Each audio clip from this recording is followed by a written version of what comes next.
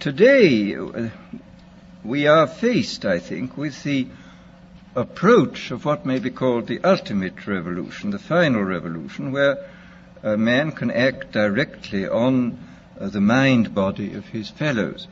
Well, needless to say, some kind of direct action on human mind bodies has been going on since the beginning of time. But this has generally been of a violent nature. The techniques of terrorism have been known from time immemorial, and people have employed them with more or less ingenuity, sometimes with the utmost crudity, sometimes with a good deal of skill acquired by a process of trial and error, finding out what the best ways of using torture, imprisonment, constraints of various kinds. But as I think it was Metternich said many years ago, you can do everything with bayonets except sit on them. That if you are going to control any population for any length of time, you must have some measure of consent. It's exceedingly difficult to see how pure terrorism can function indefinitely. It can function for a fairly long time, but I think sooner or later you have to bring in an element of persuasion, an element of getting people to consent to what is happening to them.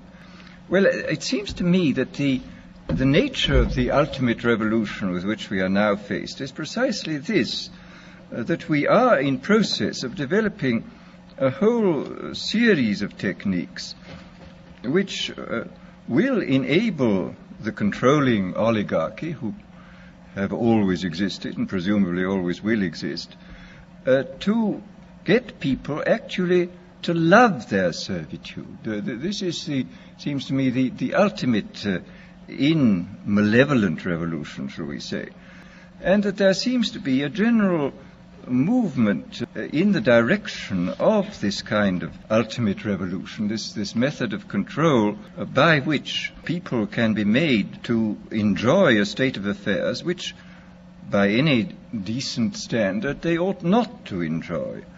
The enjoyment of servitude. And first, let me talk about a little bit about the improvement even in the techniques of terrorism. I think there have been improvements. Pavlov, after all, made some extremely profound observations, both on animals and on human beings. And he found, among other things, that conditioning techniques applied to animals or humans in a state either of psychological or physical stress sank in, so to say, very deeply into the mind-body of the creature, and were extremely difficult to get rid of, that they seem to be embedded more deeply than other forms of conditioning. In this context, I would like to mention the extremely interesting chapters in Dr. William Sargent's Battle for the Mind, where he points out how intuitively some of the great religious teachers, leaders of the past, hit on the Pavlovian method. He speaks specifically of Wesley's method of producing conversions, which were essentially based upon a technique of heightening psychological stress to the limit by talking about hellfire, and so making people extremely vulnerable to suggestion, and then suddenly releasing this stress by offering hopes of heaven. And this is a very interesting chapter of showing how completely, on purely intuitive and empirical grounds, a skilled natural psychologist, as Wesley was, could discover these Pavlovian methods. Well, as I say, we now know the reason why these techniques worked, and there is no doubt at all that we can, if we want to, carry them much further than was possible in the past. And of course, in the recent history of brainwashing, both as applied to prisoners of war and to the lower personnel within the Communist Party in China, we see that the Pavlovian methods have been applied systematically and evidently with extraordinary efficacy. I mean, I think there can be no doubt that by the application of these methods, a very large army of totally devoted people has been created. The conditioning has been driven in, so to say, by kind of psychological iontophoresis into the very depth of the people's being, and has got so deep that it's very difficult for it ever to be rooted out. And these methods, I think, are a real refinement on the older methods of terror, because they combine methods of terror with methods of acceptance, that the person who he is subjected to a form of terroristic stress, but for the purpose of inducing a kind of voluntary, quotes, acceptance of the state and the psychological state into which he has been driven, and the state of affairs within which he finds himself. So that, as I say, there has been, I think, a definite improvement, shall we say, even in the techniques of terrorism. Well, then we come to the consideration of other techniques, of non-terroristic techniques for inducing consent and for inducing people to love their servitude. First of all, there are the methods connected with straight suggestion and hypnosis. I think we know much more about this subject than was known in the past. People, of course, have always known about suggestion, and although they didn't know the word hypnosis, they certainly practiced it. But we now, I think, know pretty clearly the sort of statistical structure of a population in regard to its suggestibility.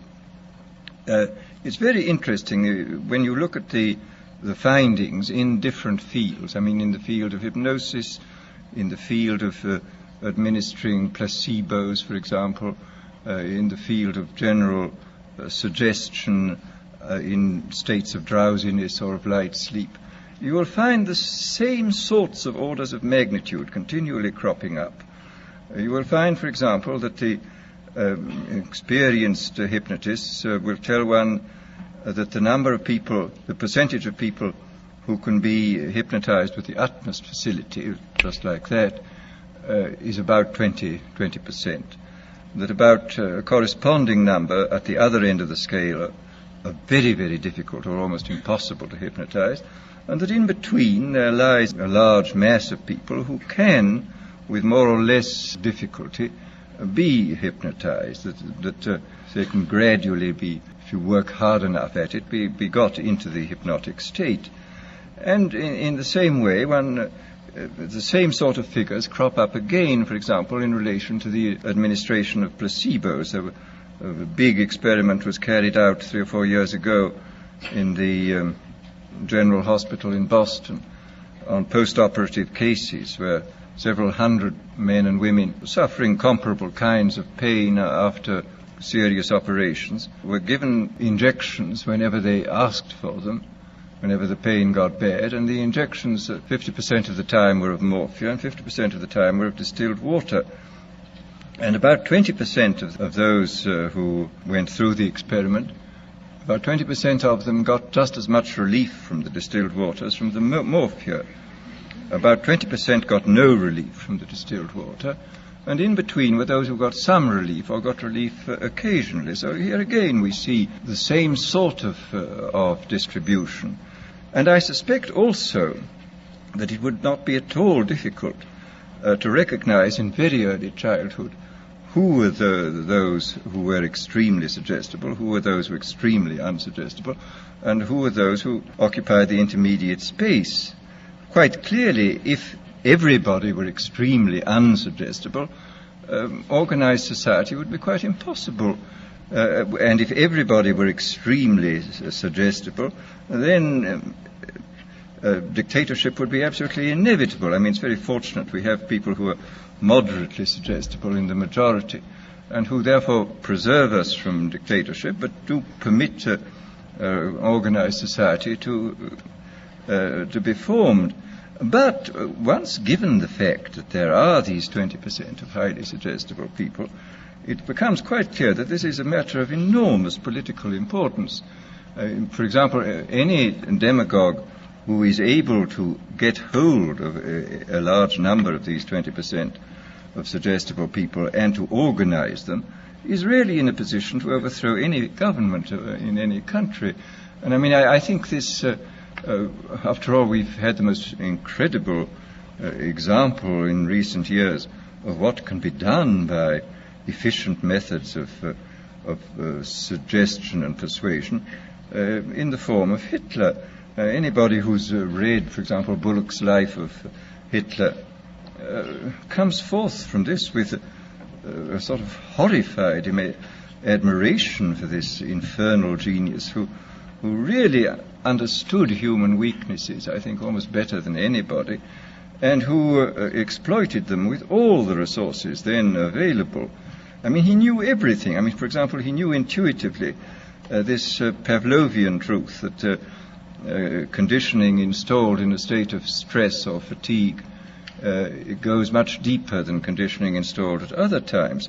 This was why all his big speeches were organized at night. He speaks of this quite frankly, of course, in Mein Kampf. He says this was done solely because people are tired at night and therefore are much less capable of resisting persuasion than they would be during the day.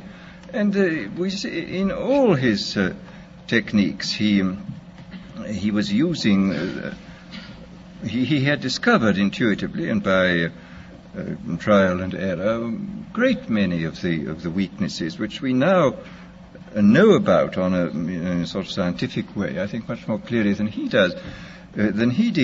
But the fact remains that this differential suggestibility, this susceptibility to hypnosis, I do think is something which has to be considered very carefully in relation to any kind of thought about democratic government. I mean, if there are 20% of the people who can really be suggested into believing almost anything, as evidently they can be, then we have to take extremely careful steps to prevent the rise of demagogues who will drive them on into extreme positions and then organize them into very, very dangerous armies, private armies, which may overthrow the government.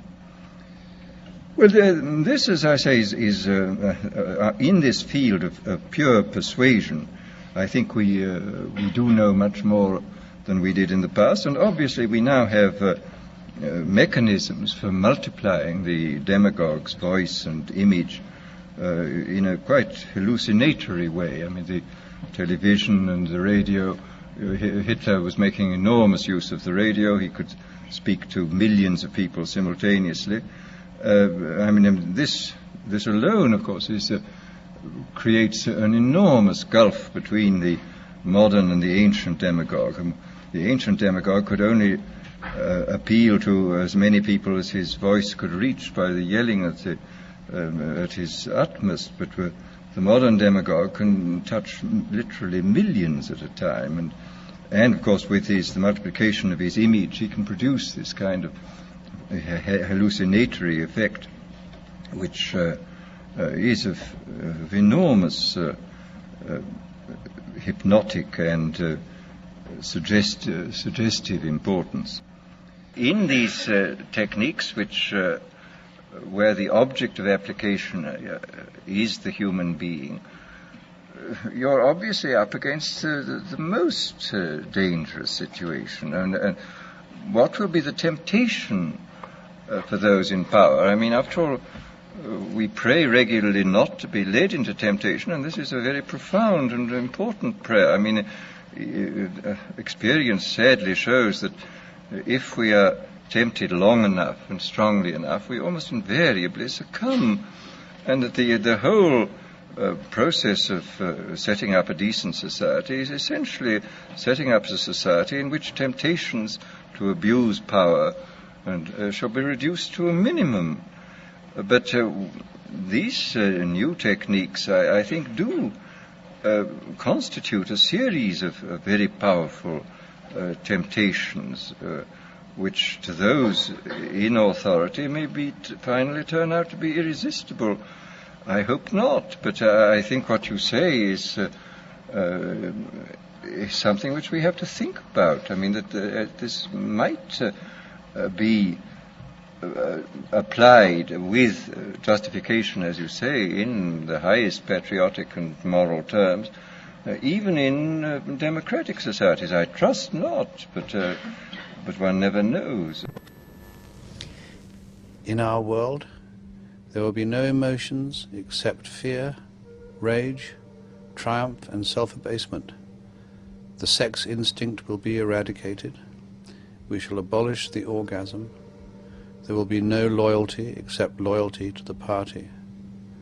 But always there will be the intoxication of power.